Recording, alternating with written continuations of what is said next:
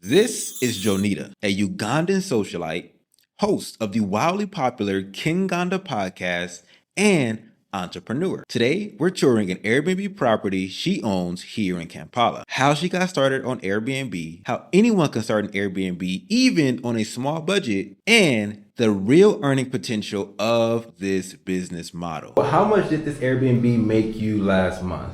In profit or revenue? Both. So in revenue, we did maybe.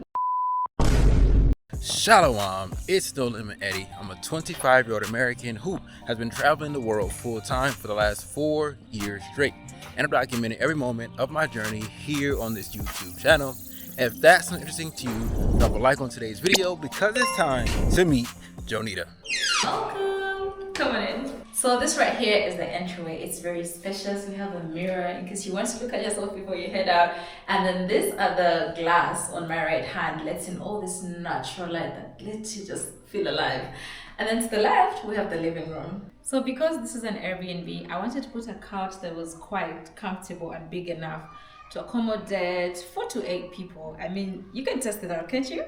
Right, let me test it out real quick. Please. Not bad, you might be able to take a little nap, you know? You said this is an Airbnb, right? So what actually made you start Airbnb and how long have you been doing it? First of all, I'm African. We love hosting. We're very friendly people, right? I started the Airbnb because there were so many people coming into Uganda, but I wanted them to become comfortable. I want them to get that Ugandan hospitality. So the only way to do that was to get into Airbnb. So that's why I set up this space, and we've been running for 1 year and 3 months. You see the coffee table right here, boom. Then you got a rug as well. The rug pretty much matches the couch, so I feel like it gives it a full little aesthetic. Let me give y'all a full view of that joint. So this TV right here is a 55 Hisense TV. Shows in 4K and all these other things that should make a TV great. It's mounted on the wall, so that makes it amazing. And then right below it, we have a TV stand that has games actually, by the way. We have chairs. We do have a puzzle. Like if you're that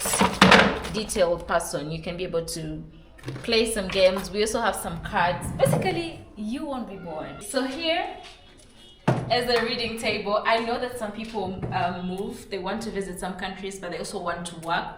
So we take that into consideration. So we have a reading table out here. This can be a good background for your Zoom calls and whatnot if you want that. And then I also put out some books. Like I say, you can be bored when you're here. So we do have some books. We have some Kerry Washington, Thicker Than Water. Yeah, we have all those books. I have some magazine from Kenya Airways. This is like a little frame that shows you the network and the password, because I don't want people to go back and forth. What's the password? What's the password? There's a frame. It's right there. Airbnb hosts take note. Always have that in your place. And then we have this bad boy. I think I know what this is, but tell the people. This cost me a penny. So this is a backup power station. We're in Uganda, so sometimes the power does cut out. Okay? Not sometimes, a lot of times. No, listen. Okay, yeah, it does happen. We're doing a transition. There's something happening. So I don't want my clients to come here. They have work and then they have to move because, they have to charge their devices. So they're able to use this to charge whatever device they have. They can charge their phones, laptops. They can put it next to the fridge if that's what they want. They can also hook up the Wi-Fi.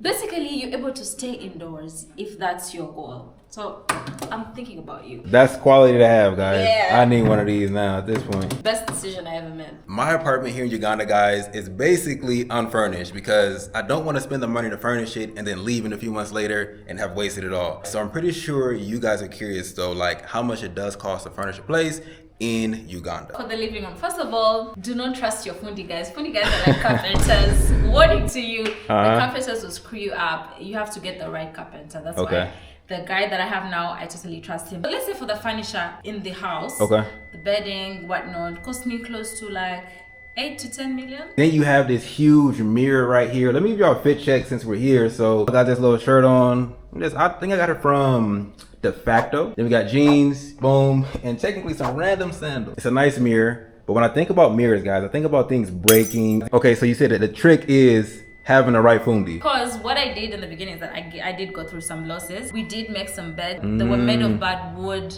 The wood was rotting and whatnot. So we had to switch those out, call it a loss, dispose of them, and then get new bedding. That's why I say a carpenter is the most important person when starting an Airbnb. The most. Outside of this mirror, there's also this really cool balcony. I'll show you guys the balcony a little bit later because first, I'm gonna show you guys the kitchen. This kitchen actually reminds me of an Airbnb I stayed at in Joburg. It even had these exact same lights on there. All right, by the way, guys, if you're interested in moving from America to the continent of Africa but have no idea where to start, check out my ultimate African relocation guide. It's going to be the very first link in today's video description. One thing that you guys don't know is that Ugandan women love being in the kitchen. We love to cook, so I wanted that represented in the Airbnb. I wanted someone to come here. I wanted them to cook, to bake, everything. This is a fully furnished kitchen. Nice. So if we start from here, we have some champagne. Some champagne glasses. Okay, fancy. If you want to come here and be cute with your lady, a cute little date night, who am I to stop you? And then we have some coffee mugs, some drinking glasses. The idea is that we want this space to be filled with things that you can use.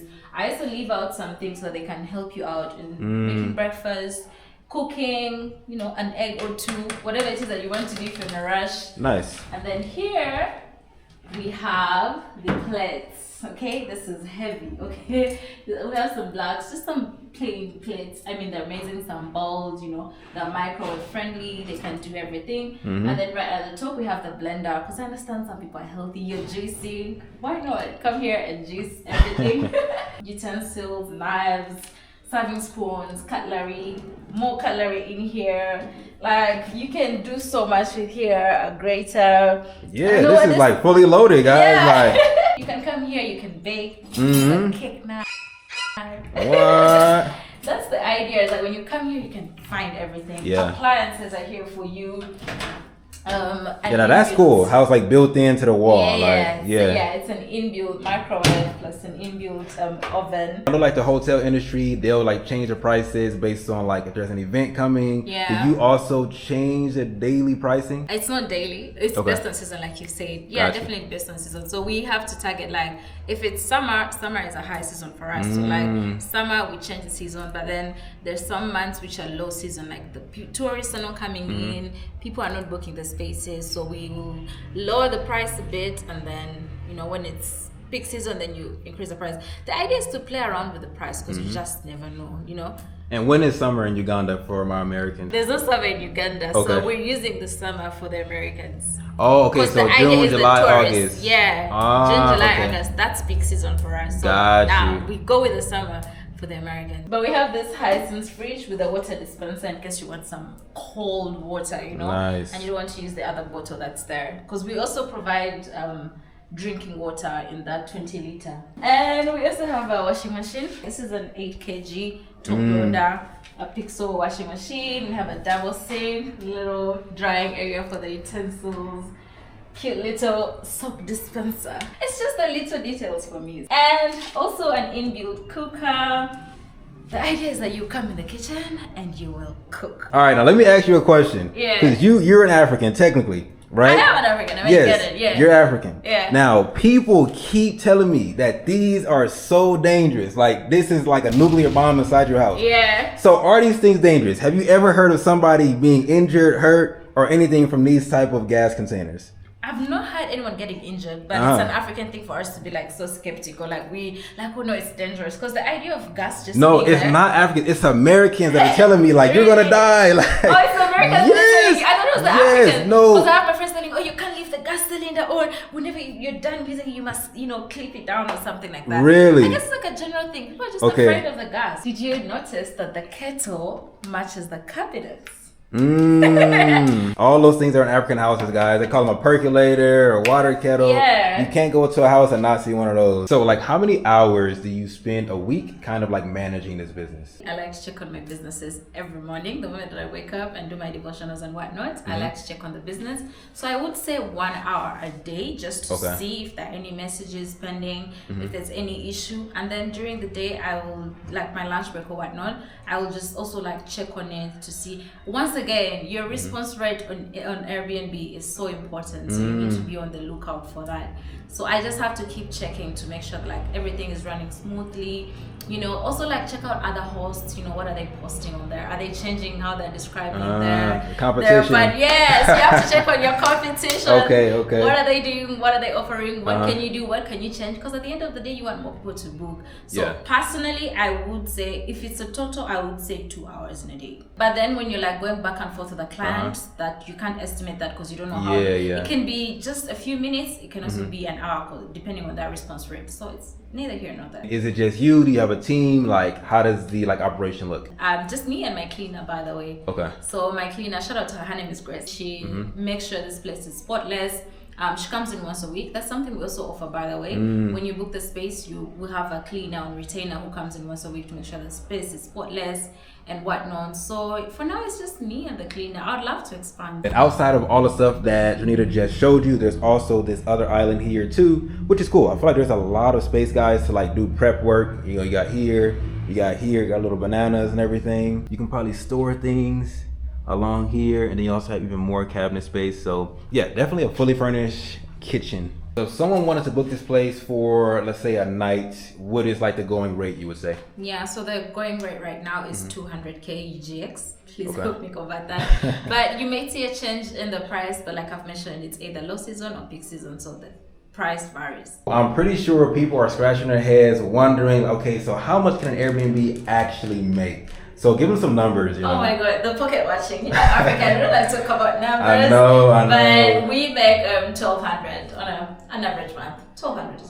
Okay. Yeah. Got you. From one property. Yeah, just this one property. This is a 2-bedroom, by the way, in a very nice area. So right now, most of my businesses are online. If I wanted to start something physical like an Airbnb, could you help me out? Yeah, definitely. By the way, in case some of you guys don't know, I own a company called Maaya Consultancy. I basically help people with their relocation journey. I give them guided support. But if you come to me very specific, like you want to set up an Airbnb, I can show you the ropes. Check out my website. Okay, check out your website. Yeah, joanitamaaya.com. That's it. Got you. You'll We'll put something on the screen or in the description so you can get in contact with Joanita. I can say one of my favorite parts about this Airbnb, if I was to book it myself, would be how much natural light there is because of the balcony. So let me show you guys that.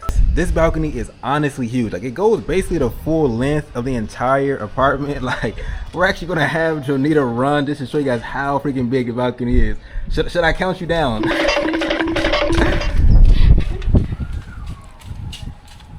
So yeah, this balcony is huge, guys. Like, look, this is where she is now. And literally it goes all the way here. That basically, guys, is going to conclude the tour of today's property, but somebody may want to book this property. So how should they go about that? I think I'm going to send you the link, the Airbnb link. You'll be able to see all the other bedrooms, the bathrooms and whatnot. So just tap the link and book, okay? I'm waiting for you. I'm waiting to host you, literally. Right. And she gives you guys a lot of stuff. Like, this is a really good Airbnb host. I say Airbnbs everywhere I go. I would love to stay at this one when I come to Uganda. Any final words you got for the people? Looking forward to hosting you. Looking forward to giving you the Ugandan hospitality. Okay? Just come through. Got you. All right. See you guys in the next one. Y'all willing. Shalom. Don't stop here. I have over 4 years worth of content on this channel. I'm sure you'll love the video where I show you what you can rent for $98 per month in Egypt.